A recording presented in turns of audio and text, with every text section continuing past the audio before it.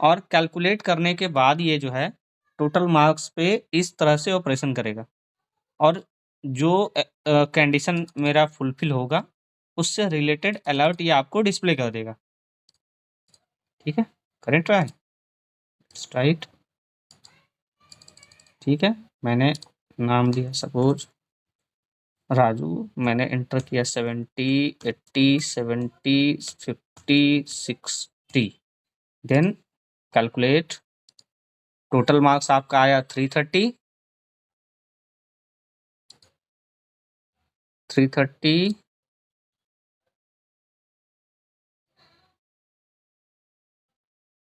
330 display हो गया। उसके बाद क्या है इसमें टोटल मार्क्स ही है ना, अच्छा सॉरी वेरिएबल का नेम चेंज है, सॉरी।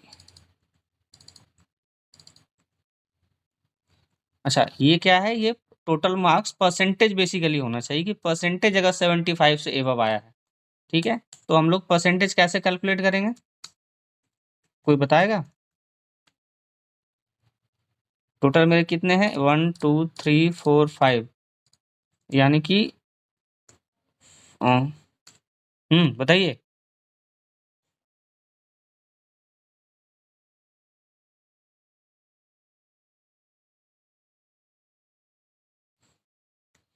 टोटल मार्क्स इनटू जो total marks total marks into मतलब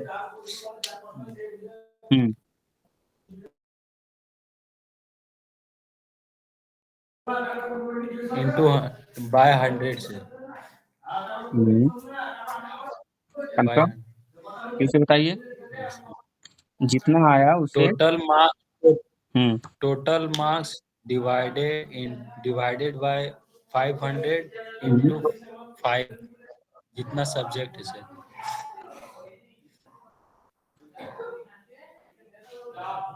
ऐसे ही होगा, ऐसे होना है। बताइए टोटल मार्क्स कैसे कैलकुलेट होगा, परसेंटेज कैसे कैलकुलेट होगा? सर इंटू 100 होगा,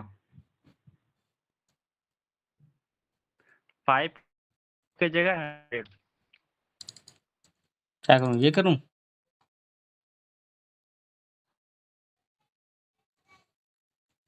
हंड्रेड, यही करना है। नहीं sir, total marks into 5 by 500 into 100। अच्छा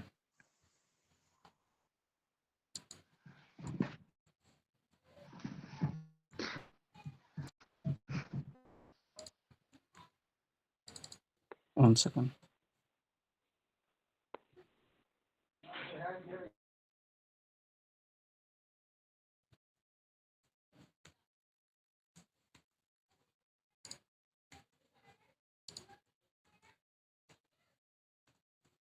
ये करना है। Yes sir, yes sir. चलो कैलकुलेट करते हैं अभी। 500 होगा सर, 5 नहीं होगा। हाँ? 500 सर, 500 वहाँ 500 5 होगा। लिखा है, यहाँ 500। Yes sir. अच्छा श्योर। नहीं सर, जो जहाँ 5 लिखे हैं सिर्फ 5 डिवाइडेड बाय 5। यहाँ क्या करना है 500। यस यस सर, और वहाँ पे 500 की 100। जगह 100। ठीक है, अभी इसको कैलकुलेट करें।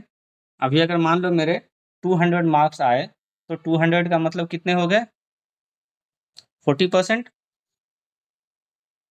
हो गए ना, 40%। आइए इसको कैलकुलेट करते हैं। Yes sir. Suppose we are calculating Ramesh, and Ramesh ने सभी में 70 80 90 60 50 इतना कैलकुलेट किया। Wait, we have to check percentage, not total marks. ठीक है,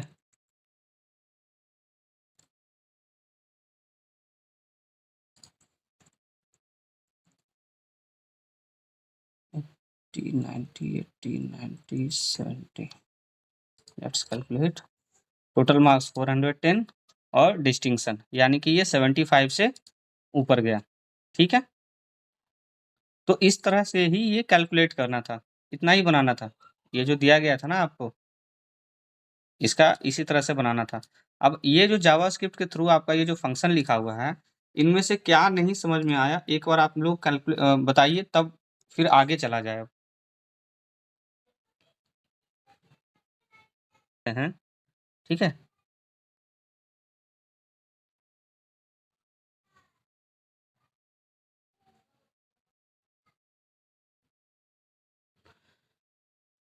जिस तरह से बाकी लैंग्वेज में आप एरे का यूज करते हैं, उसी तरह से यहाँ भी आप एरे क्रिएट कर सकते हैं। ठीक है, हम लोग इसी को समझते हैं एरे के। ये हमारा वैलिडेशन का हो गया। अभी हम लोग एरे का एग्जांपल देखेंगे। ठीक है, चलिए एक एग्जांपल हम लोग देते हैं एरे के लिए। एरे एरे एग्जांपल, एक सिंपल बटन बना लिया और एक फंक्शन बना लिया हमने। ठीक है, एरे का कोड देखने के लिए। सो व्हाट विल डू, एक फंक्शन बनाते हैं हम लोग, और इसके अंदर हम लोग देखेंगे कि एरे कैसे कैलकुलेट करते हैं। एरे जो है वेरिएबल में क्या डिफरेंस होता है, कोई बता सकता है? वेरिएबल जो है वो एक सिंगल वैल्यू को स्टोर करता है, राइट? और एरे जो है वो एक या एक से ज़्यादा वैल्यू को स्टोर कर सकता है। और जावास्क्रिप्ट में लाइक जावा या सी प्लस प्लस अलग अलग कीवर्ड्स नहीं है वेरिएबल डिक्लेरेशन के लिए। आप जिस तरह की वैल्यू देंगे, जावास्क्रिप्ट ऑटोमेटिकली जो है ये आइडेंटिफाई कर लेता है कि ये मेरा एरे है या सिंपल वेरिएबल है।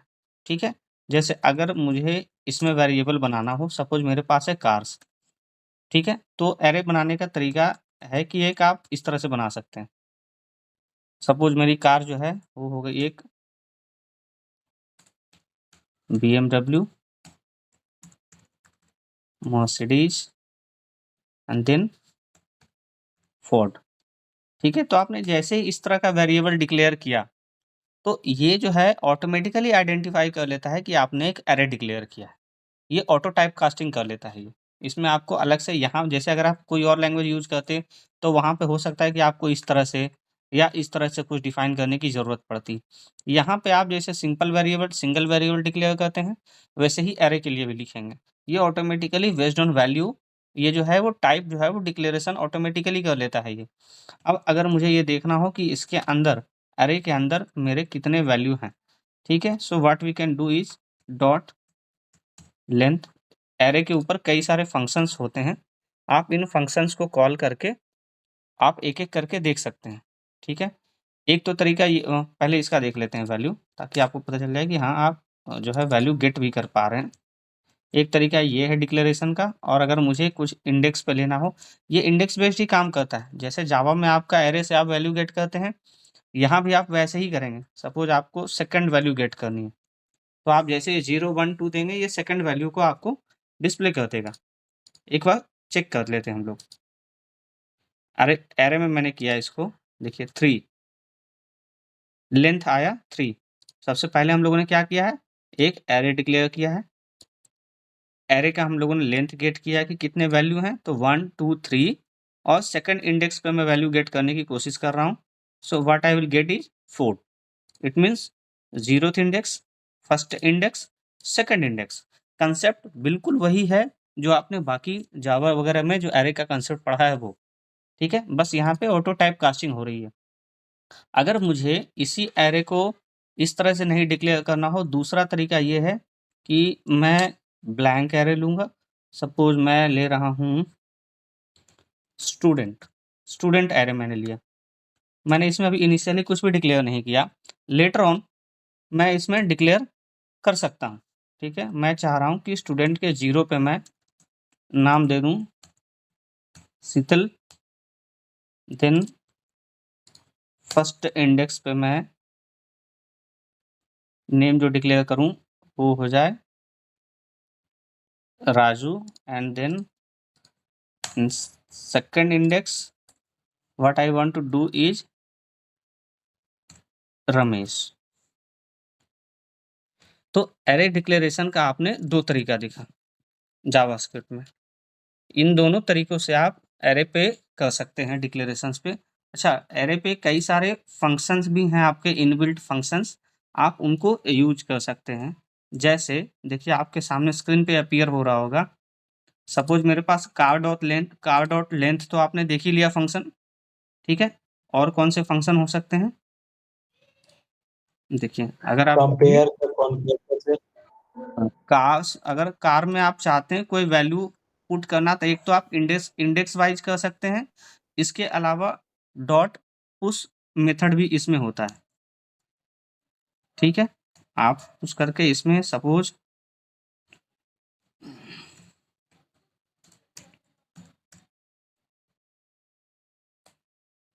ठीक है। अब अगर इसको हम नेक्स्ट इंडेक्स लेंगे कार्स का, तो अब कितने एलिमेंट हो गए मेरे कार्स में? 4 हो गए। तो मैं थर्ड एलिमेंट अगर मैं गेट करता हूँ, थर्ड इंडेक्स पे जो वैल्यू है, सो हमें ये वैल्यू गेट होना चाहिए, ठीक है? अभी हम लोग एक बार इसको चेक करते हैं। हम लोग लेंथ से पहले हम लोग लेंथ गेट कर लेंगे ये ऐड करने के बाद, ठीक है? ये सेकंड वे था एरे डिक्लेयर करने का।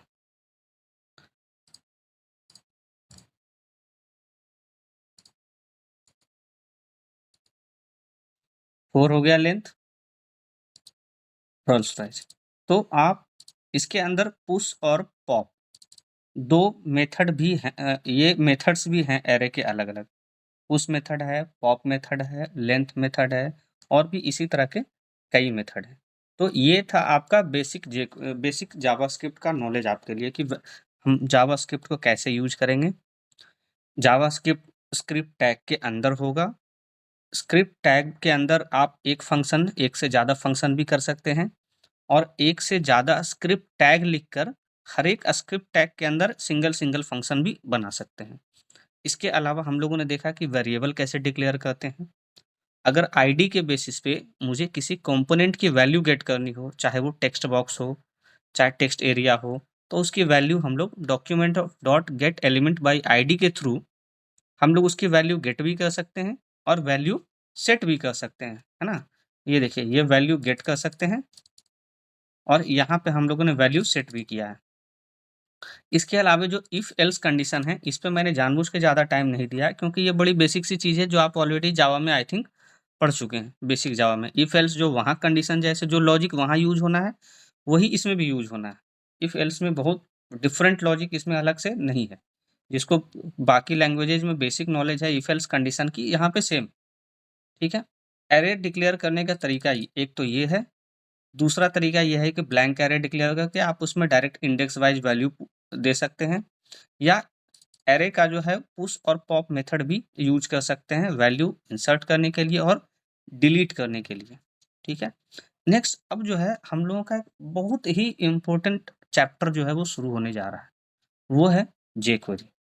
अब थोड़ा-सा जेक्वेरी के बारे में हम लोग समझते हैं कि जेक्वेरी है क्या और क्यों यूज़ हो रहा है, ठीक है? जेक्वेरी का नोट्स एक काम करते हैं हम लोग यहीं पे जेक्वेरी के बारे में थोड़ा पॉइंट्स देखते हैं, बाद में इनको कमेंट कर लेंगे, ठीक है? यहाँ पे हम लोग जेक्वेरी के थोड़े पार्ट्स देखते हैं। देखिए जब हमारे पास जावास्क्रिप्ट है, तो फिर हमें जेक्वेरी की ज़रूरत क्यों पड़ी? पहले तो ये समझना है और जेक्वेरी जानने के लिए हमें पहले से क्या पता होना चाहिए? तो देखिए जेक्वेरी का कोड अगर आपको लिखना है, तो उसके लिए आपको बेसिक चीज़ें एटलीस्ट एचटीएमएल हो, चाहे सीएसएस हो और जावास्क्रिप्ट, ये चीज़ें आपके पास पहले से आपको इनकी बेसिक नॉलेज होनी चाहिए, तो ये हेल्पफुल रहेगा, ठीक है? जेक्वेरी जो है, वो बेसिकली एक लाइट वेट जो है वो जेएस लाइब्रेरी है, जावास्क्रिप्ट की लाइब्रेरी है, ठीक है? और इसका बेनिफिट क्या है ओवर जावास्क्रिप्ट? जावास्क्रिप्ट है, then why we are using jQuery? So the reason behind using jQuery is in jQuery we write less and it can perform more operations. यानी आप सिंगल लाइन्स में भी या एक दो लाइन में भी आप उतना सारा इसमें ऑपरेशन परफॉर्म कर सकते हैं, जिसके लिए आपको जावास्क्रिप्ट में कई नंबर ऑफ लाइन्स लिखने पड़ते हैं। ठीक है। और स्पेशली कॉमन टास्क, अगर आपका कॉमन टास्क है तो कॉमन टास्क पे ऑपरेशन परफॉर्म करने के लिए तो jQuery जो है आपका बेस्ट लाइब्रेरी है। ऐसा नहीं कि jQuery अकेली जावास्क्रिप्ट लाइब्रेरी है, मार्केट में कई सारे हैं, लेकिन जो सबसे ज़्यादा फेमस है, जो सबसे ज़्यादा पॉपुलर है, वो है आपकी jQuery। अभी आप जब jQuery देखेंगे यूज़ करते हुए तो आपको लगेगा कि ये तो बहुत ईज़ी है और काम बहुत ही आसानी से हो रहा है, ठीक है? जैसे कि अगर अभी रमेश जी ने कहा था कि रेस्टोरेंट का बिज़नेस है इनका, प्रोजेक्ट जो था, तो रेस्टोरेंट में अगर कोई यूज़र इंटर कर रहा है और वो ऑर्डर दे रहा है, तो उस ऑर्डर, अगर उसने सपोज़ ऑर्डर किया कोई एक फूड आइटम, तो आपको फूड आइटम का काउंट पहले गेट करना पड़ेगा कि वो हमारे डेटाबेस में अवेलेबल है या नहीं है, और उसके बेसिस पर इसको आप जो है इसी कॉमन, जैसे उसने 3-4 आइटम्स दिए, तो आप हर एक का अगर सेम आप काउंट रखते हैं और अगर उन सब का आप चाहते हैं कि वैल्यू है कि नहीं ग्रेटर देन 1, यानी अवेलेबल है कि नहीं हमारे स्टोर में, तो आप jQuery के थ्रू इसको बहुत ईज़िली कर सकते हैं। ठीक है? जब हम इस कोड को करेंगे, हो सकता है अभी जो मैंने बताया वो थोड़ा कन्फ्यूजिंग रहा हो आपको। जब कोड करेंगे तो आपको चीज़ें और क्लियर होगी। ठीक है? 1 सेकंड फिर से हम लोग समझते हैं jQuery क्या है? jQuery एक लाइट वेट जावास्क्रिप्ट लाइब्रेरी है, जहाँ पे कम कोड लिखकर हम ज़्यादा से ज़्यादा ऑपरेशंस परफॉर्म कर सकते हैं, और ये कॉमन टास्क करने के लिए तो द बेस्ट है। आज के डेट में जो बिगेस्ट कंपनीज हैं, चाहे वो गूगल हो, माइक्रोसॉफ्ट हो, IBM हो, नेटफ्लिक्स हो, ये सभी जो है वो jQuery का यूज़ कर रहे हैं अपने प्रोजेक्ट्स में। जो भी वेबसाइट्स हैं, उन सब में jQuery का यूज़ कर रहे हैं। jQuery बेस्ड ना जाने कितनी ही लाइब्रेरी जो है वो मार्केट में रन कर रही हैं, जो jQuery के पैरेलल में jQuery के एडिशनल में वर्क कर रही है। यानी पहले आपको jQuery अपने पेज में लगाना पड़ेगा, तभी वो सब लाइब्रेरीज़ वर्क करेगी, ठीक है? अच्छा, jQuery को देखिए अपने पेज में यूज़ करने का तरीका क्या है? 2 तरीका है। एक तो है कि जो हम जैसे बूटस्ट्रैप जेएस कैसे यूज़ करते थे? या तो हम बूटस्ट्रैप जेएस डाउनलोड करें और डाउनलोड करके अपने प्रोजेक्ट में उसे स्टोर कर लें और लोकल पाथ दें इंक्लूड करने के लिए। दूसरा ये है कि हम सीडीएन, यानी जो इसका ग्लोबल पाथ है, वो हम लोग यूज़ करें। इसको हम लोग एक बार समझते हैं। इसी पेज में हम लोग jQuery लगाने का काम करते हैं। ठीक है? jQuery लगाने का तरीका क्या है देखिए।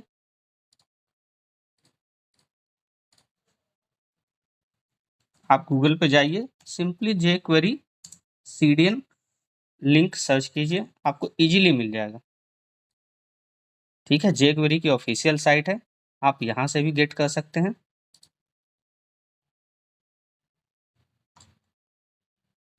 ठीक है? अच्छा, इसमें भी मिनिफाइड वर्ज़न भी होता है और नॉन मिनिफाइड वर्ज़न भी होता है। ठीक है? एक काम करते हैं, ये हम लोग एक बार पिक करते हैं इसको, और जैसे ही ये आप अपने पेज में इंक्लूड करते हैं, इट मीन्स, समझा आप लोगों ने कहाँ से? jQuery का सीडीएन सर्च किया और ये सीडीएन का पाथ है, इसे हम लोगों ने यूज़ कर लिया। अब जैसे हम लोग बूटस्ट्रैप में हम लोगों ने देखा था। अब इस ये आपके पेज में अवेलेबल हो चुका है और अब आप jQuery यूज़ कर सकते हैं।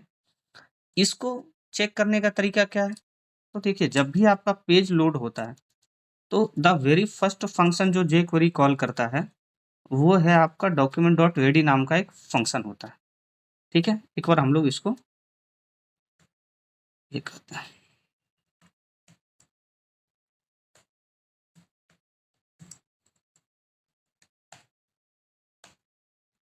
सिंटैक्स ध्यान से देखिएगा आप लोग। सिंटैक्स रटने की ज़रूरत नहीं पड़ेगी आपको, लिखते-लिखते ही याद हो जाना है। अच्छा, यहाँ पर ये एक एडिशनल आ गया ना। ठीक है, ओह सॉरी, स्क्रिप्ट के बाहर ये हो गया मेरा। ठीक है? अभी हम लोग एक बार इसको इसमें एक अलर्ट लगा देते हैं। जो भी आपके जावास्क्रिप्ट के कोड जो आप यूज़ कर रहे थे, वो सारा आप यहाँ पे यूज़ कर सकते हैं, मैक्सिमम। ठीक है? Inside ready.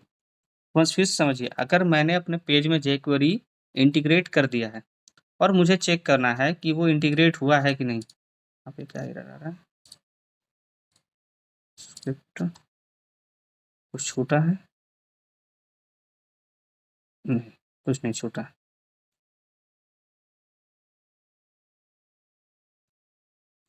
ठीक है, तो अगर मेरा ये अलर्ट कॉल हो गया, इसका मतलब ये है कि मेरा jQuery जो है वो सक्सेसफुली इंटीग्रेट हो चुका है मेरे पेज में। ठीक है, अभी हम लोग इसको एक बार रन करके देखते हैं। ये हमारा पेज था पहले से, इसको हम लोगों ने क्लिक किया।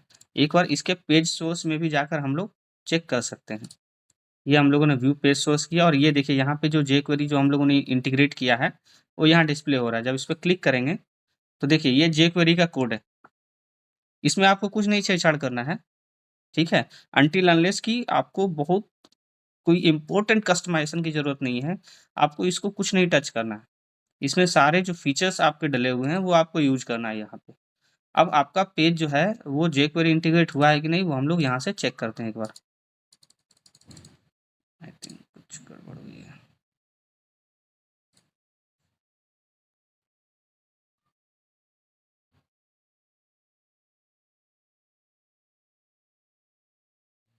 वन सेकंड, चेक करें, अगर कुछ और इशू आता है तो फिर से एक बार वेरीफाई करेंगे। अभी आप लोगों ने देखा कि जो document.ready के मेथड के अंदर हम लोगों ने अलर्ट यूज किया है, that is being appeared here.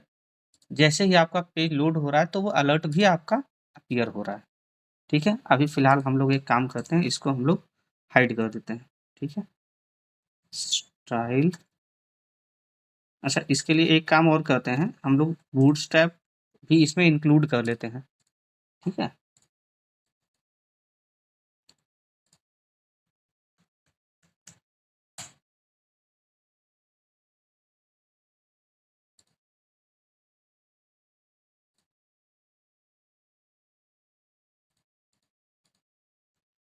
हम लोग अपने पेज में बूटस्ट्रैप भी यूज कर लेते हैं।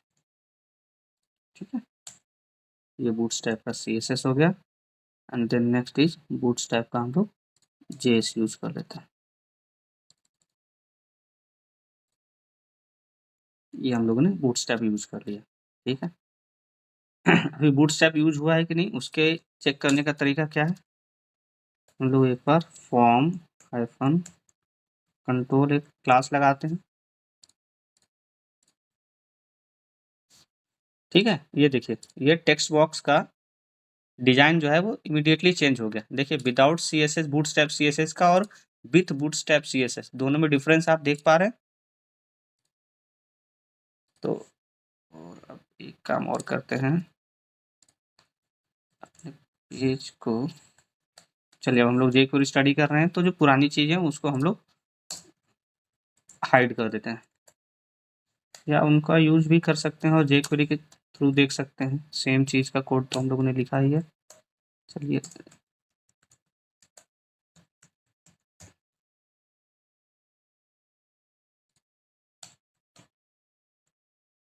ठीक है, चलिए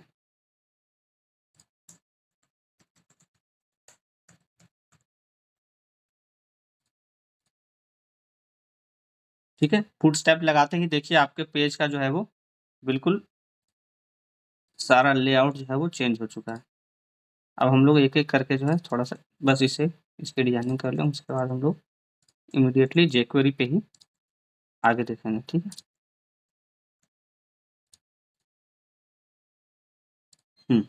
तो रेडी रेडी चेक हो चुका है, अब इसको हम लोग हटा लेते हैं, इसकी ज़रूरत नहीं है। ये हम लोग ने चेक कर लिया कि हमारा jQuery इंटीग्रेट हो चुका है। ठीक है, तो ये आपका पेज है ना?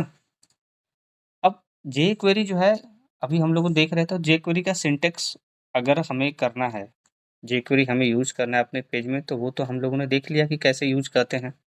ठीक है, आप jQuery के थ्रू आप कई सारे ऑप्शंस परफॉर्म कर सकते हैं। एक-एक करके चीज़ों को समझते हैं हम लोग। ठीक है, देखिए jQuery में बेसिकली हम इसको इस तरह से जो यूज़ करते हैं टर्मिनोलॉजी कि एलिमेंट को सिलेक्ट कैसे करना है, ये सिलेक्टर क्या होता है। ठीक है, जैसे अगर मेरे पास सपोज मेरे पास एक है P पैराग्राफ है, मैंने इस पैराग्राफ में लिखा हुआ है पैराग्राफ 1।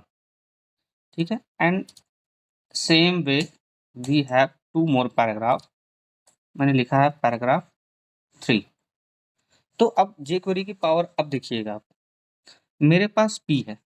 अब मुझे तो मैं एक तो मेरा चीज़ ये है कि मैं डायरेक्ट P लिखते हुए मैं जैसे ही jQuery में लिखूँगा P, तो इसका मतलब ये है कि ये जितने भी मेरे पैराग्राफ हैं, मैंने देखिए यहाँ पे कोई आईडी नहीं लिया है।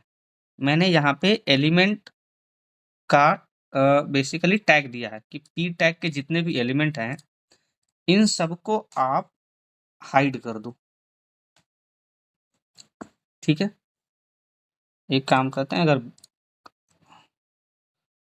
ठीक है।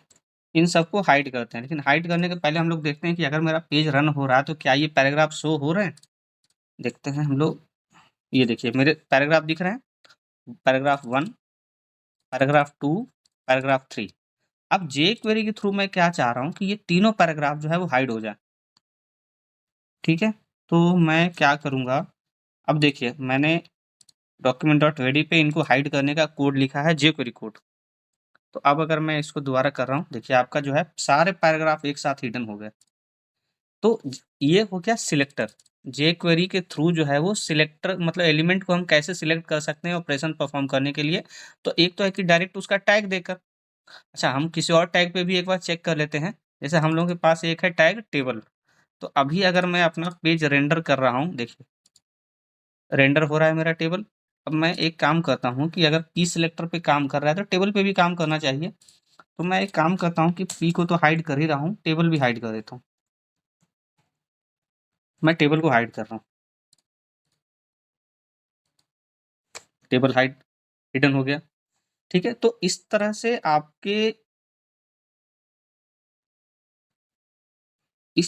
आपके जेएसपी पेज पे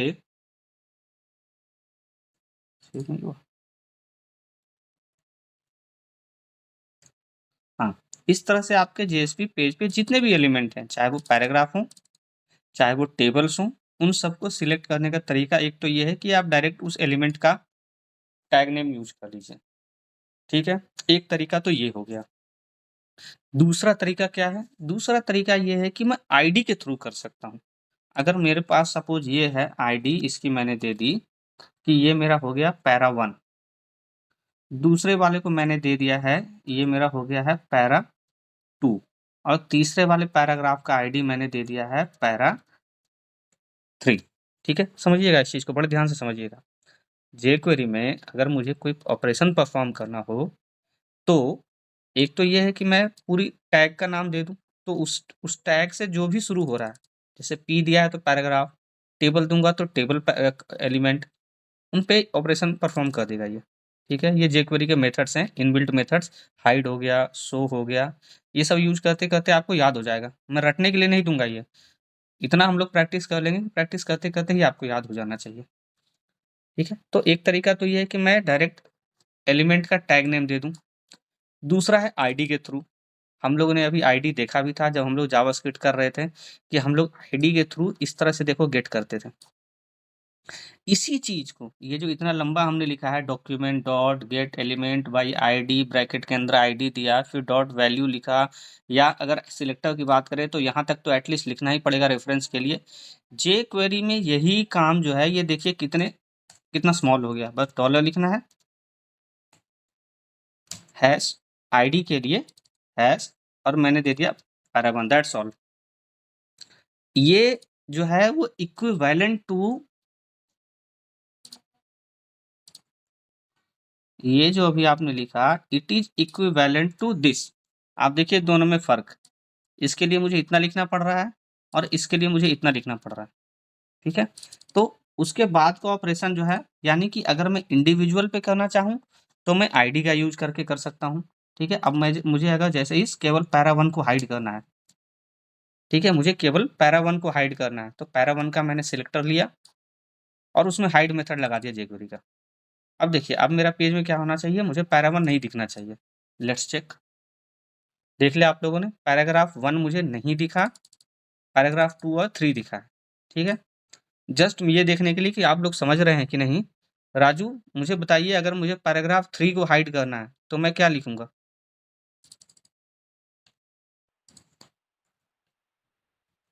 सर डॉलर ब्रैकेट ओपन और वहाँ पे है पैरा 3 लिखेंगे हैशटैग पैरा। आईडी है ना। हाँ सर। उसके बाद और डॉट हाइड मेथड।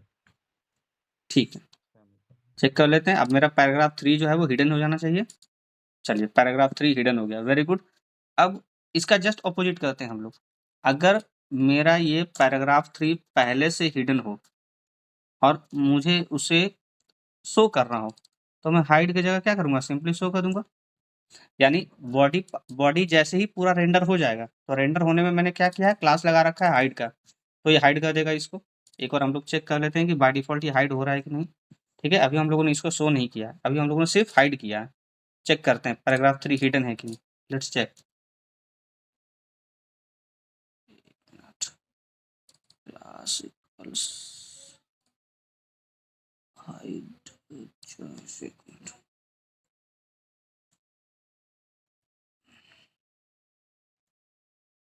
हम तो करना चाहिए पैराग्राफ के ऊपर भी।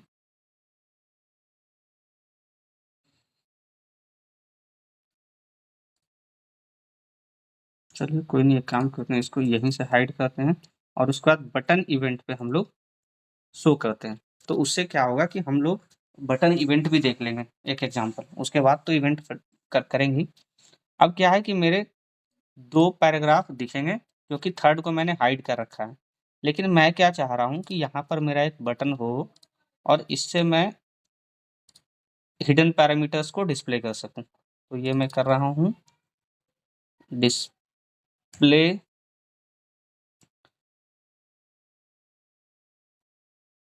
डिस्प्ले पैरा, ठीक है।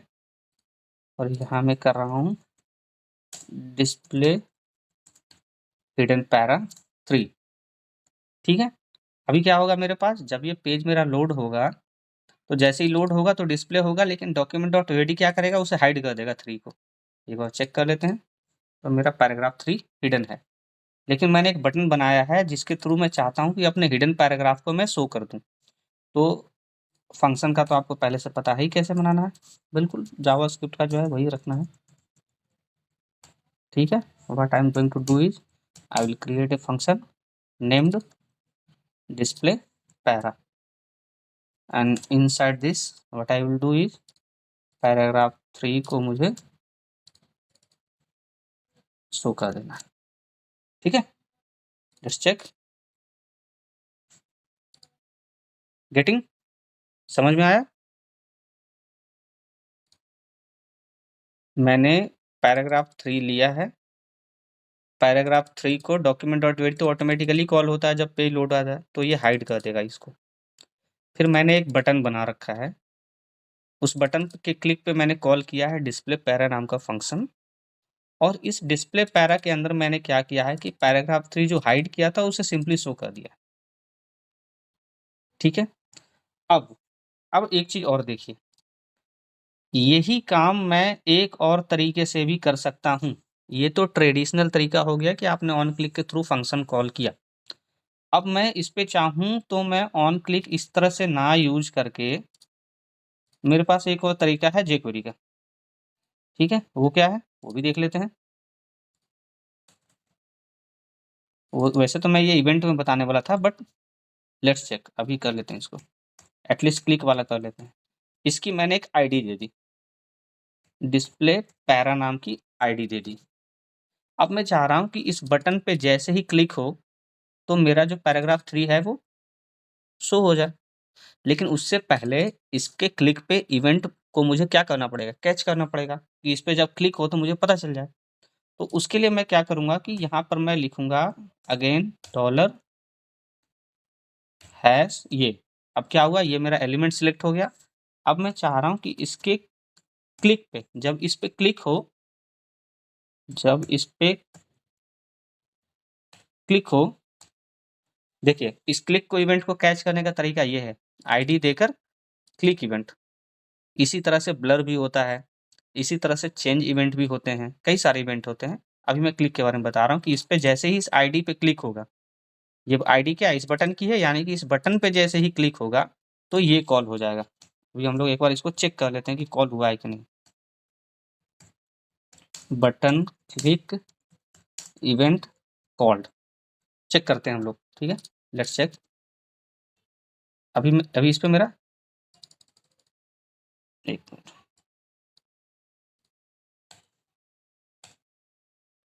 डिस्प्ले पैरा, ठीक है, ठीक है, बटन क्लिक इवेंट कॉल्ड, यानी इस बटन पे मैंने जैसे ही किया क्लिक तो बटन क्लिक इवेंट कॉल, और वो अलर्ट कहाँ से आ रहा है, ये अलर्ट आ रहा है यहाँ से। अब मैं इसके अंदर जो भी jQuery के ऑपरेशंस करना चाहूँ मैं कर सकता हूँ। मैं चाहूँ तो पैराग्राफ 3 को मैं इसमें शो करा दूँ,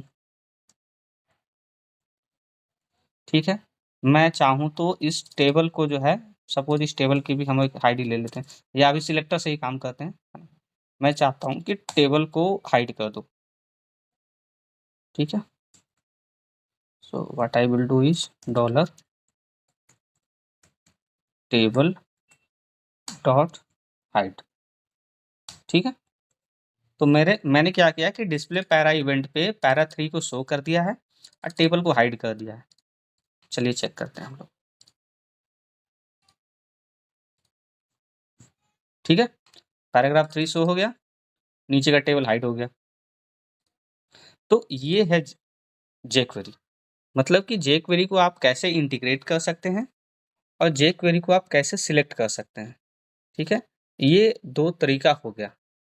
एक और तरीका है क्लास के थ्रू। क्लास के थ्रू आप जितने भी हैं, ठीक है। अभी देखिए मैं क्या कर रहा था, हर एक पे इंडिविजुअल क्लास भी बेसिकली इस तरह से ही काम करेगा, जैसे कि मैं जिसके पास क्लास दूंगा वो सारे क्लास पे ऑपरेशन परफॉर्म होगा, बस इस हैश की जगह पे डॉट हो जाएगा। ये याद रखना, अगर मेरा डॉट है तो वो क्लास को कॉल करेगा, अगर मेरा हैश है तो वो आईडी के लिए सर्च करेगा, ये याद रखना है, ठीक है। अभी हम लोग थोड़ा और आगे बढ़ते हैं इसमें, ठीक है। अब इसमें हम लोग अभी क्लिक इवेंट देख रहे थे, इसी तरह से हमारे और कितने इवेंट हो सकते हैं, कई इवेंट हैं, कई तरह के इवेंट्स हो सकते हैं। क्लिक इवेंट तो अभी हम लोगों ने देख ही लिया, ठीक है। की प्रेस इवेंट, जैसे कोई टेक्स्ट बॉक्स है, टेक्स्ट बॉक्स के ऊपर अगर हम कोई की प्रेस कर रहे हैं तो वो इवेंट कॉल करे, ठीक है। जैसे उसका मैं एक एग्जांपल देता हूँ। सपोज मेरे पास ये टेक्स्ट बॉक्स है एफ नेम नाम का, मैं चाह रहा हूँ कि एफ नेम पे जब भी क्लिक की प्रेस हो तो पहले एफ नेम को सिलेक्ट कर लेते हैं, ठीक है। क्या तरीका सिलेक्ट करने का, ये जब भी उस पे की प्रेस हो, ठीक है, तो मेरा जो है बाकी सब लिखने का तरीका सेम ही है, एक को लिखना सीख गए तो बाकी सब भी लिख लीजिएगा। जब भी मैं इस पे की प्रेस करूं तो ये क्या करे, मुझे इसकी वैल्यू दे दे कि अब तक कितने वैल्यू इसमें इंटर हुए हैं। तो हम लोग क्या करेंगे, डॉलर हैश, अच्छा इस चीज़ को जो अभी मैं बताने जा रहा हूँ बड़े ध्यान से समझिएगा, बहुत ध्यान से, क्योंकि अभी मैं इसमें एक और चीज़ चेंज करूँगा। अभी मैं क्या कर रहा हूँ कि सिंपली एफ नेम पे जब मेरा क्लिक हो, की प्रेस हो, तो मुझे उसकी वैल्यू ये रिटर्न कर दे, समझिएगा। इवेंट कॉल हुआ, ये क्या करे मुझे कि एफ नेम किसकी आईडी है, इसकी। जैसे जैसे इस टेक्स्ट बॉक्स में मैं कोई की प्रेस करूं ये इवेंट कॉल होगा और ये मुझे इसके अंदर जो भी वैल्यू है वो दे देगा। It is equivalent to this, जो हम लोग यहाँ पर वैल्यू गेट करते थे कि किसी आईडी के थ्रू हम किसी का वैल्यू कैसे गेट कर सकते हैं। तो ऐसे देखिए, document dot gate element by ID dot value करते थे, उसकी जगह पे सिंपली ये काम कर रहे हैं, ठीक है। और यहाँ पे अगर मुझे वैल्यू असाइन करना होता तो मैं इक्वल टू करके करता था, यहाँ पे मैं सिंपली इसके अंदर करूँगा तो उसको वैल्यू असाइन हो जाएगा। वो करके देखेंगे अभी हम लोग, पहले हम लोग जितना है उतना समझते चलते हैं, ठीक है। अभी हम लोग एक बार आगे, हमारे पास हम लोगों ने किस पे लगाया, एफ नेम पे। मैं सपोज लिखता हूँ राजू, जैसे ही मैंने आर टाइप किया है, मैंने अभी आर प्रेस किया था, ओके, इसने देखो डिस्प्ले कर दिया कि क्या वैल्यू है उसके अंदर।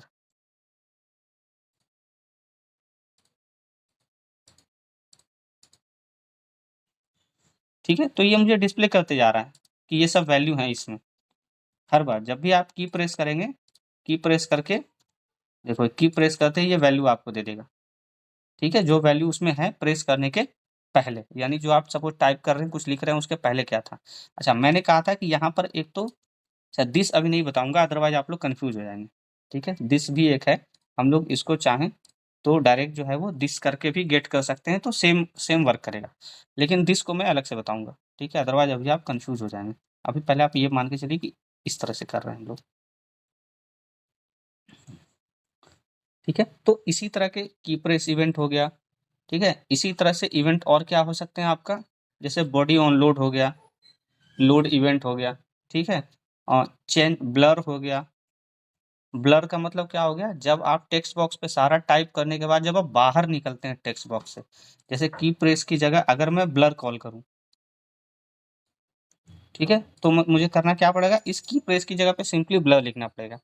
ब्लर का मतलब हो गया कि अभी हम लोग हर बार जब की प्रेस कर रहे हैं तब दे रहा है अलर्ट, अब क्या होगा कि सारा टाइप करने के बाद जब बाहर क्लिक करेंगे तब ब्लर मेथड कॉल होता है, ठीक है? तो ये था आपका जेक्वेरी का, ये जेक्वेरी का बेसिक्स था। अगले क्लास में जो है हम लोग देखेंगे जेक्वेरी का, आई थिंक एक क्लास और होना चाहिए। जेक्वेरी का एक क्लास और रहेगा आपका, उसमें हम लोग जो है आगे देखेंगे दिस मेथड देखेंगे, एक हम लोग फॉर्म वैलिडेशन देखेंगे जेक्वेरी के थ्रू, ठीक है? क्लासेस देखेंगे, इतनी सारी चीज़ें देखेंगे। तो अभी आप लोग को क्या करना है कि जो काम हम लोगों ने जावास्क्रिप्ट के थ्रू किया था, जो होमवर्क, उसी को आपको जेक्वेरी के थ्रू करके लाना है। कर पाएँगे आप लोग?